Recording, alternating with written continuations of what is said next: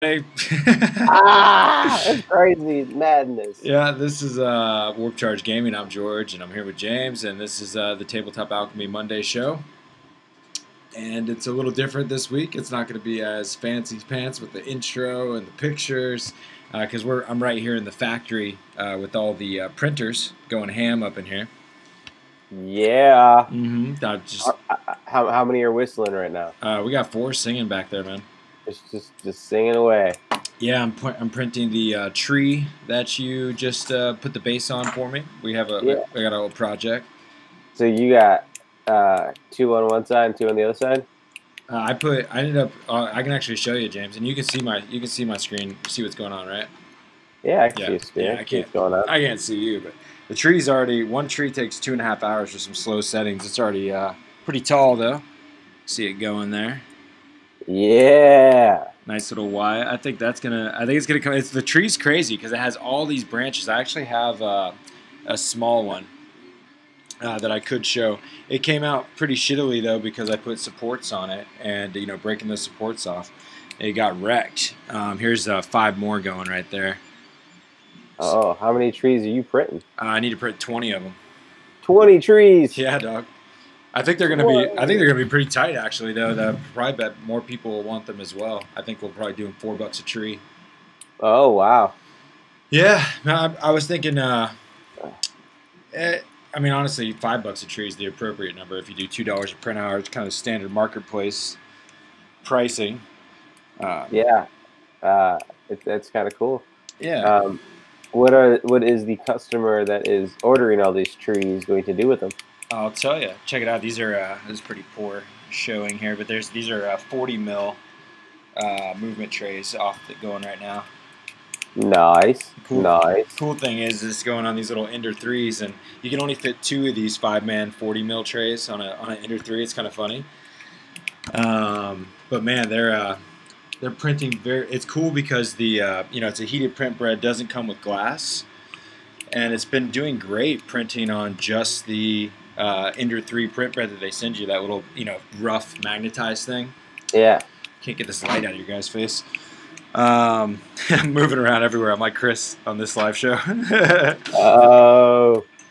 But yeah, it's crazy. It prints right to it, and it has great adhesion. I know that with the glass, that's definitely a challenge to overcome when you're first getting into 3D printing.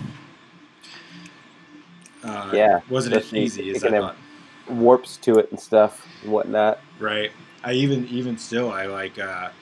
That's the most common thing to go wrong with a print for me, is that like it'll begin to lift on a corner or something because I didn't put enough of the right adhesion in the right place, kind of thing. I can see that. Yeah. I've only had that problem a couple times.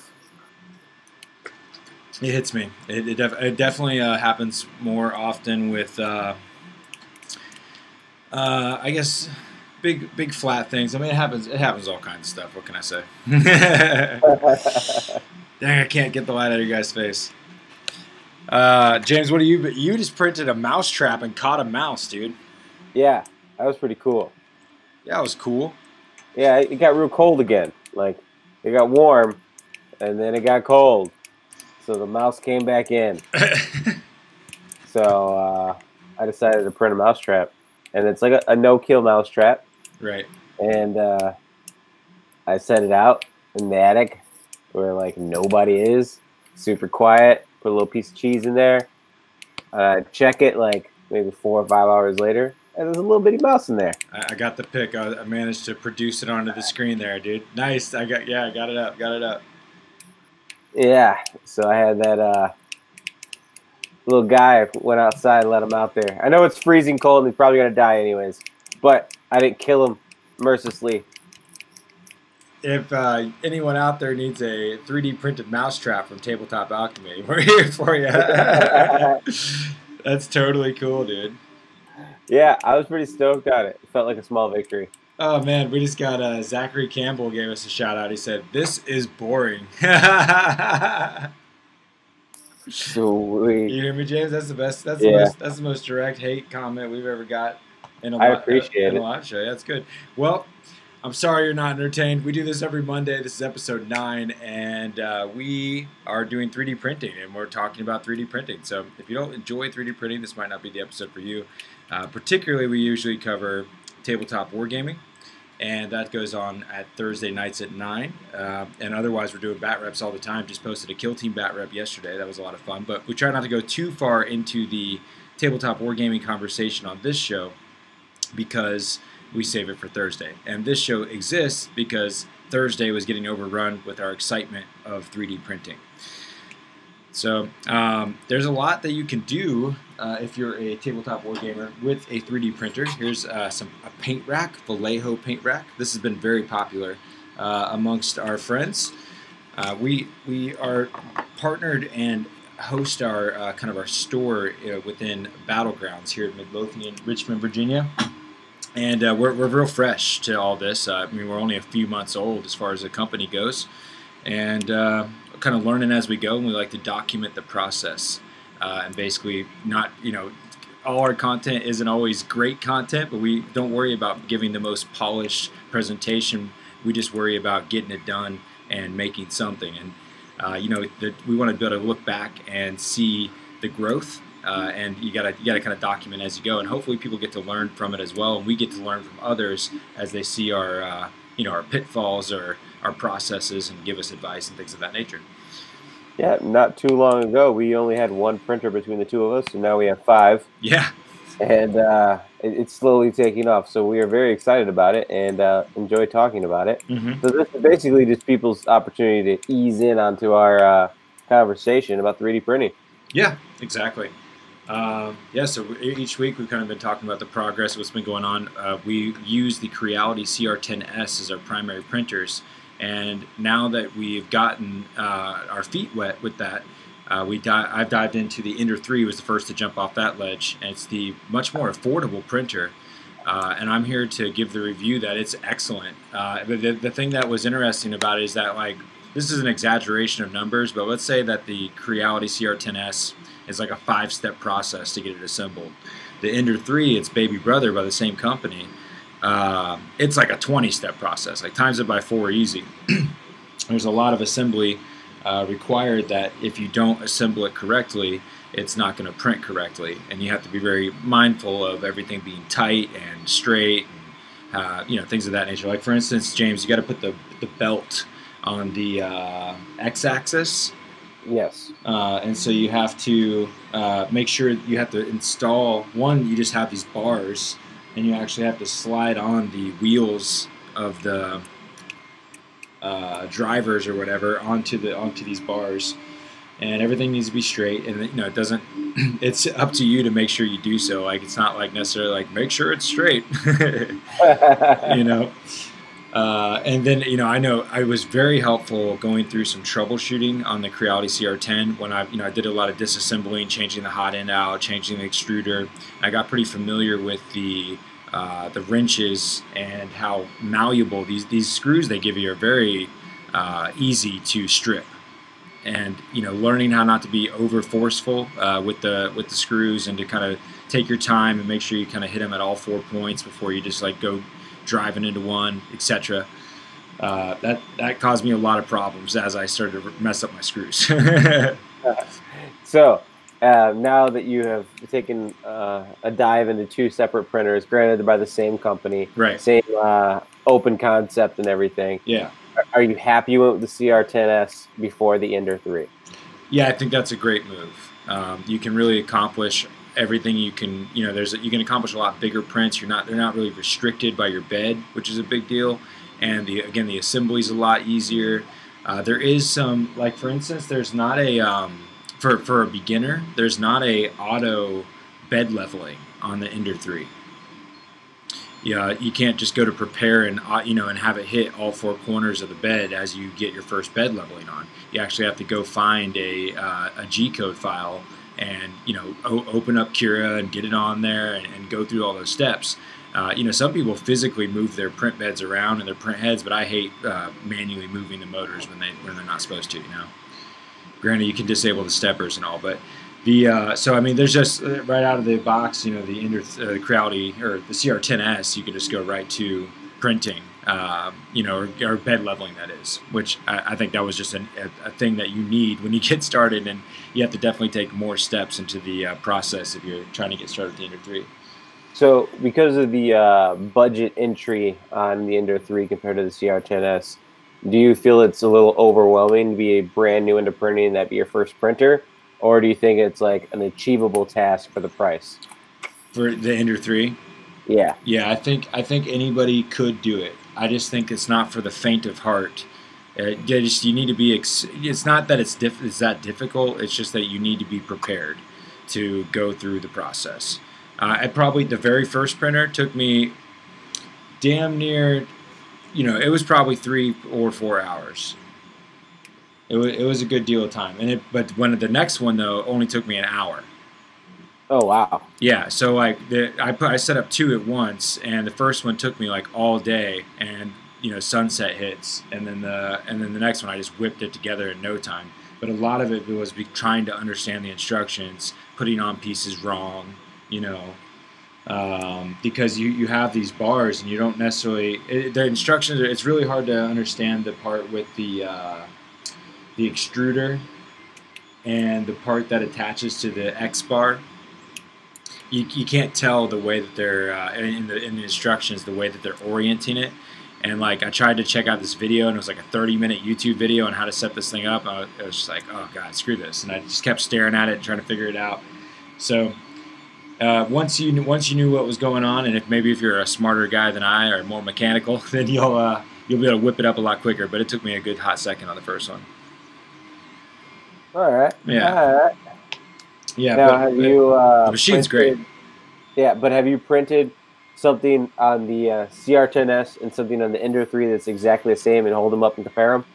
I haven't, but I don't. Well, yeah, I guess paint racks. I've done paint racks. It's just the same thing. It's identical. Yeah. Yeah, I mean the hardware. You have the exact same, hardware pretty much. The only thing is a smaller print bed.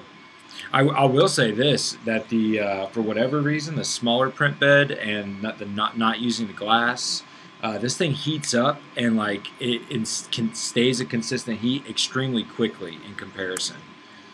Interesting. Yeah, like you can get to your heat settings in no time. Yeah, I would imagine so, because I've heard with the CR10S5 that it takes quite a bit longer. Yeah, and the heat bed is actually like it'll feel like it'll burn you. Like it's hot to the touch. I actually had one issue. I don't even know the full details really. My wife called me when I was hosting that tournament, and so like one of your machines is making this loud beeping noise, and I could hear her in the room. It was like beep, and that was one of the Ender 3s, and there wasn't anything wrong with the print. It was just apparently it just stopped printing and made this really high noise. So I have her kill the power, and ever since I've been printing for hours and hours with both of them. And there was when I first tried to reset it, it had said something like like it was too hot, like it overheated or something. Now, have you checked your yellow connectors to see if they get hot? I haven't felt them because I was kind of scared to get electrocuted, but they look like they're properly connected, and there's no like burn marks or anything, Well, that takes time. People say they're hot to the touch, though, and then when there's a proper connection, they're not hot. Do you think it's how about I die right here on stream here? I'll go fucking touch these things. You do not have to fear electrocution, sir. It's just heat conducted from a poor connection from the power cord. Okay, so like while they're running, while they're hot, they're like, yeah. All right, I'm gonna touch this bit.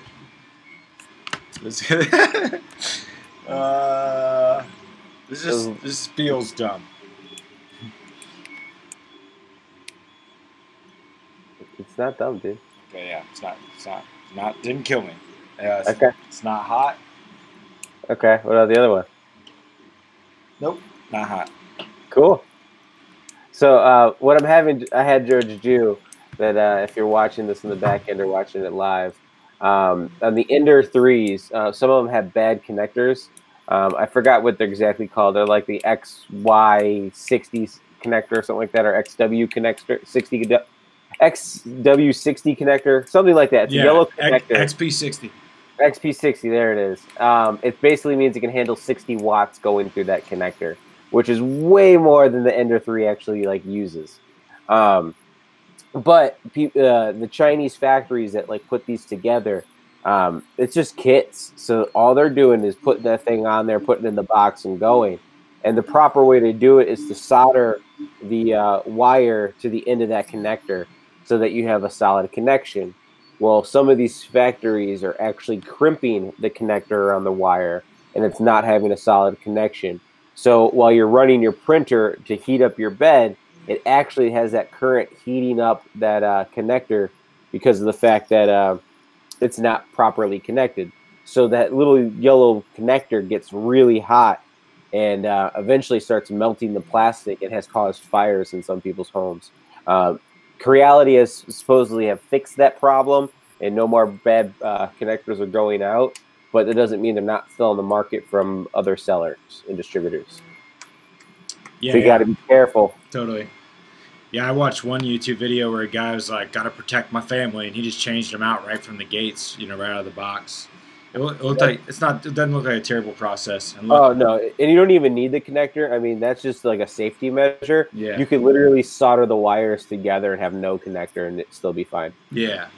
So, yeah, it's easy enough repair if there was an issue. But I am gonna bring some fire extinguishers home actually. I've actually seen people do some really cool stuff for like fire protecting their print farms. I've seen some people actually set up printers inside of kilns. So that like if they explode or for something, like it just stays inside the kiln. Oh wow! I've seen a dude put it inside his old fireplace. Okay. I've seen people take those what are those extinguisher balls that you throw into a fire and they explode. Yeah. They like print a harness for it and they hang it above their printer. So if it ever like catches fire, it will just like cause that thing to trigger and put out that area before it spreads to the rest of the home. Yeah, I like those. I like all those ideas. It's definitely better safe than sorry. So I've just been trying to monitor it from now, but because I've seen some guys say his Ender 3 like it took 2 months and then it fucking like burnt up. Yeah, the people that are having these issues with their printers catching fire are these clones, these Chinese clones. I mean, you can get printers really cheap now. I mean, you can get an Ender 3 clone for like $120. It's like pay the $200, man. Yeah, it really is. It's like just get the official parts, but even then, you pay the $200 and your connector could be bad. Yeah, it's when you get into these super small price ranges, like to get the entry into the printing market, or just want to create a farm because you realize like people are going to buy prints and all you need is something just spitting out plastic.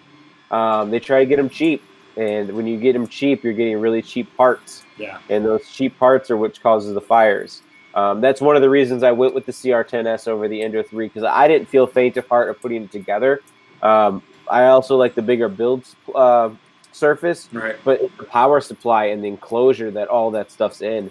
I mean, it's just so much more safe inside that separate power box. Yeah, you plug into your printer instead of having this open face, open circuits for the Ender 3 that a lot of people just print mods and make it all enclosed and everything, but when you're brand new into it, you kind of want to have that safety in mind and totally get something a little better. Yeah, they definitely put some cost of the convenience in the Creality CR10S because, like, again, just how easy it is to put together. But the what was I gonna say? It is really nice though. Its profile. I love how compact this thing is. Being able to fit, because you can literally on the same table, I can fit 2 CR10Ss, I can fit 3 Enders, Yeah, that's pretty impressive. I mean, you almost could fit 4, no doubt. I mean, like if they were all exactly next to each other, you totally could fit 4. But that's a lot. That's a lot of table shake too.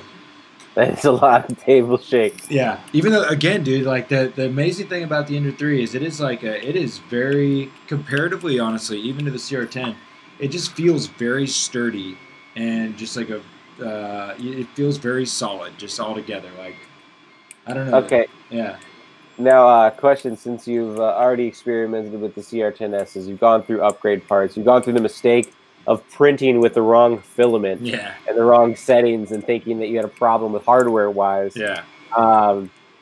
Have you modded the Ender 3 at all? Have you put the Capricorn tube on? Have you put a metal extruder on? Have you done these things that you know you're eventually going to do anyways? No. I've only done my upgrades on my CR10Ss, and that's using the Capricorn tube and the what is it? The CNC extruder. It's like this $55 extruder that's fucking bomb. Yeah, I've heard so many good things since you've purchased it. It works really well, particularly that like I was just struggling with the old school. Like I still have the upgraded extruders that were like $13 that you got, the red ones. Yeah. That I could put on the Ender 3. You know. That's why I was surprised when you were just not putting it together. You just slapped that on it right away. Well, it's already pre-built. It already comes with the extruder like attached and everything. And I will say that I did experience like some annoyances putting that I agree. I like the concept of don't upgrade unless you have to. I like the obviously you want to cover the fan and enclose the circuit boards and stuff. But as far as any sort of moving parts, even just taking the tube off, like right out the gates, it's all zip tied together, like the tube zip tied to your cord. Your extruder's already ready to go, and like it's so easy to over tighten pieces and get like kickback and stuff with your extrusion, just because of the physicality of how you put it together. And I want to avoid doing it at all costs for anything I don't have to at this point. Gotcha. Yeah. See, my whole idea of the very first Ender 3 that's going to be here is I want to mod it all real crazy right away because of the fact that it's so cheap. It's all open source, and just see how far you can take something like that and how high end you can make it and how much like the cost first. Yeah. Like let's say a souped up Ender 3, all the mods you could possibly think of. Right. That compared to like a Prusa. Yeah. Mach 3 or Mark 3. I love that upgrade. That's the like the chain. It's like you put it over your cables and it like keeps everything nicely aligned. You know what I'm talking about? Yeah, that's something simple as far as they're super cool though. Yeah, it's cable management, but it's just super cool and it like adds a cool like look to the printer. Like, oh, I agree. I plan on getting in this purple filament by I think it's called Zero or something. It's a really shiny purple filament. It reminds me of Thanos. It's so bright. Yeah. And I wanted to do all those little modding parts with that purple filament. Yeah, I appreciate that. I think it'd be pretty cool. Well, you know, you are the of our dynamic duo. You are the artist and the kind of the innovator when it comes to going off into sea. Like I just thought of a funny analogy. It's like you wait and like you go find the new world, and then I go and make it a civilized place. Are you calling me a savage, George? Yeah, you're just a savage explorer. And I'm like, okay, James, good find. I'll collect the gold. You go and find more cool things. I'm just going to call you a queen from now on. Whatever, sure. All hail. Oh, man. Yeah, totally. You know, I'm still laughing. And the only comment we got on our episode here is from the guy that says it's boring. Must be a new subscriber. Yeah, that our Monday shows are getting less and less popular because no one wants to talk about 3D printing because all we do is game otherwise. Yeah. You know, maybe I don't know, maybe he's the spark of inspiration that leads us to starting a whole new channel. You know, we could start, dude, because I mean, those 3D printing channels, they get, you know, some of their videos 20,000 plus views and whatnot, you know. Well, dude, that's kind of where I want to be with this Ender 3 is I want to have it hooked up to a Raspberry Pi because I have a Raspberry Pi chip that I turn into an emulator so that I can play like old Nintendo games. Yeah. But I haven't used that thing in such a long time that I rather just take that SD card, flash it again, set it up for Octopi, so it's connected onto the Wi-Fi, and I can do wireless prints. I can do app monitoring for prints, and then I can set up either the GoPro or this Logitech, and I can hook it up through a mount. And I can print onto it, run it all through the Octopi, and be able to do time-lapse videos all right there. Yeah. And it's like I have all these components. It's just a matter of just getting that printer and doing all the mods. Yeah, I dig it, dude. Yeah. I mean, I think the only thing I would probably need is like a 7-inch LCD screen for the monitor. But I have old cell phones that I could take the LCD screen out of those. Totally. No, there's definitely fun things to pursue when it comes to creating content around 3D printing. Yeah, it's just time consuming. It's a lot of time consuming. But hey, if we get more of like that's boring on this and want us to start a new channel for our 3D printing and stop putting it on here, I mean, it might just fire up enough enthusiasm for me to put that time and dedication into it. Yeah, I feel you. Because I feel like it's a worthy conversation, but maybe Warp Charge Gaming and Tabletop Alchemy are two separate entities in themselves, that work together but are separate. We're the same, dude. It's like trying to like compartmentalize your different personalities. Yeah, pretty much. Yeah, pretty much. Yeah, fuck it. I mean, it's one night a week, and we got somebody that tuned in live. Sorry about you. Yeah, I mean, we're just really do this for us on Mondays. So it's not really for you guys. Yeah, but I do like to have accountability and listen to what is said, and heard. We heard you. Yeah. Be more entertaining. We could be naked right now. Maybe that would help, dude. I don't think it would help anybody. Especially because can't even see my camera because of technical difficulties. So it'd probably just be you. Well, maybe you are naked right now then. Maybe I am. This just got way more saucy. Oh shit. But not seriously. I think this might help people that are getting new into 3D printing and realize it's such a fun hobby. Yeah. And it can be more than a hobby. I mean, it's one of those things that is so perfect for this time and era of like being a person that turns your hobby into like extra income and having multiple streams of income. Because I mean, just one Ender 3 having an Etsy account, I mean, you could pay for your hobby itself. Not to mention the things you can make for yourself. Yeah. So, like a mousetrap. Yeah. Or dude, like man, some of these kill team boards we've been seeing, like people have been making some amazing terrain. Like it'll take you. There is amazing companies out there. We may have to talk about different companies out there that you might want to carry some more of their products. No doubt. Because there's some beautiful stuff like that. One company I shared with you because a guy printed an entire kill team board. It was beautiful tiles, beautiful terrain that matched the tiles. I was like, wow. Yeah. Granted, that probably took him 3 weeks to print it all. Yeah. But the cost comparison is just amazing. Yeah. Yeah.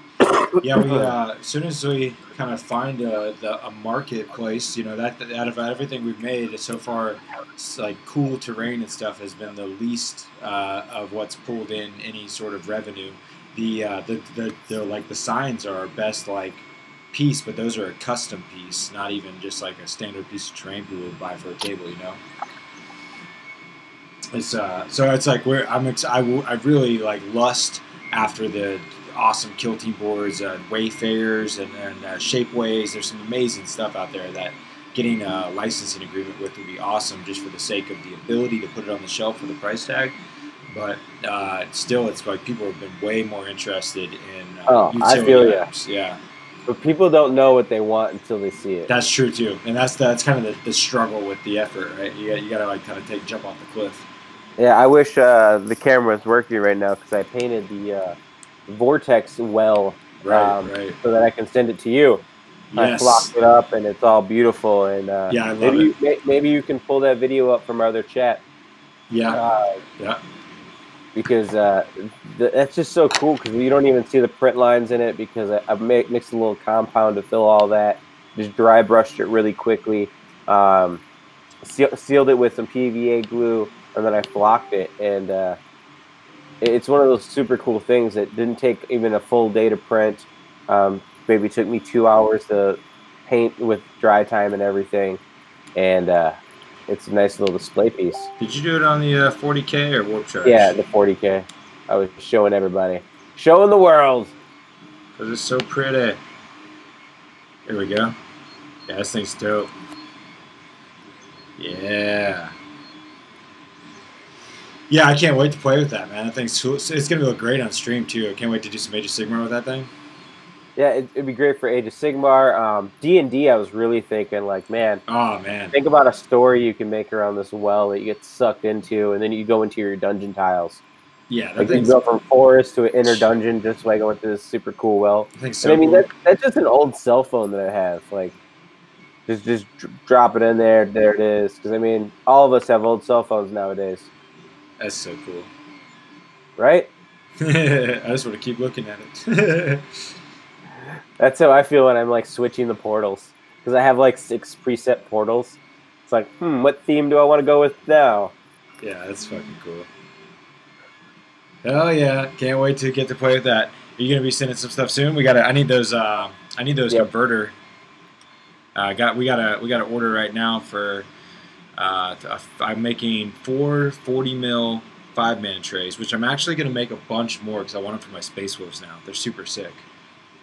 And then making 4 10-man 25 mils for 32-man 10-man or 32 mil 10-man squads. So just a bunch of movement trays, a bunch of converters. You asked me earlier what the guy wants the 20 trees for. That's for a game called Mythic Battles Pantheon, and it's like an arena gladiatorial game. Is he gonna paint them and flock them? Yeah.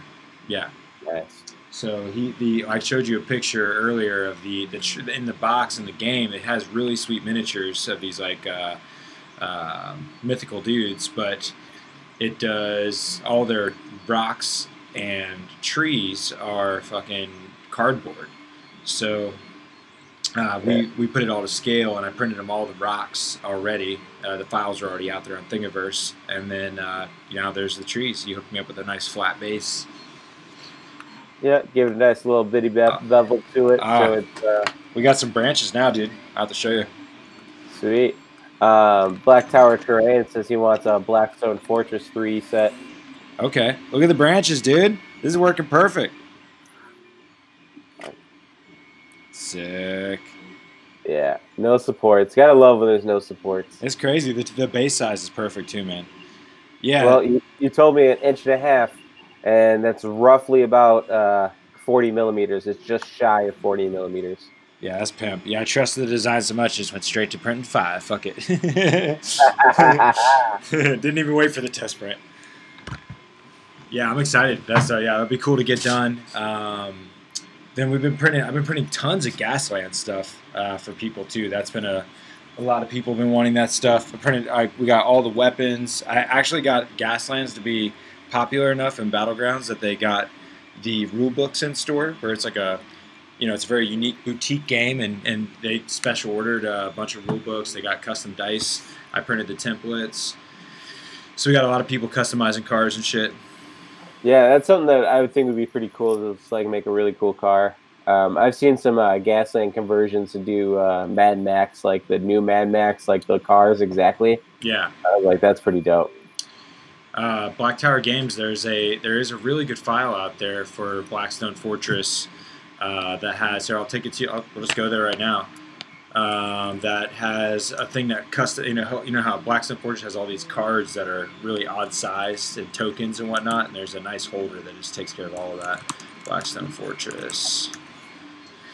So they got because they also have all the walls for Blackstone Fortress. There's a lot of like dark red lines that simulate things you can't move through or have line of sight through, and they have all the walls out there. So I can do that for you. And here's the card box that they have, the oversized card box. So you can hold all your Blackstone Fortress. It's even labeled on top. So there's certainly things we can do. This item is something we can't sell physically, but we are totally capable of renting our printer. So if there's files that you want to have printed by Tabletop Alchemy, just hit us up. We do about $2 a print hour, and we'll get you a quote. Yeah. I don't know. Wish I could see the old commentary there. I'm struggling to see comments in my old phone here. Well, we haven't had any new ones since Black Tower said he wants that fortress. Cool. Black Tower, you rule. Well, cool. I wonder how long we've been talking. Let's see. 33 minutes. That's about the length we do for these episodes. Yeah, we don't have a whole lot to talk. I mean, we're still learning and stuff. Yeah. But it's growing. It's growing quickly. Mm-hmm. We're in the process of getting our trademark approved, so you'll start seeing us on the Amazon store. Yep. And by that time, we'll probably have about 10 more machines. I hope so. There's not much reason not to, especially these Ender 3s being such a great value. Oh, yeah. Yeah, I hope anybody that's made it this far in the video, there's us to help you, or we can to help you print some things, or we can also just help each other learn how to print together. So, yeah, get a printer. There's nothing wrong with. It's an amazing thing. That's all I'm gonna say. Yeah, catch us Thursday for some actual gaming talk, and we'll talk some 40K. I missed last Thursday because I was sick. I have a lot to talk about. I'm excited. Hell yeah. Well, word, everybody. Y'all keep taking fun seriously. We'll catch you next time.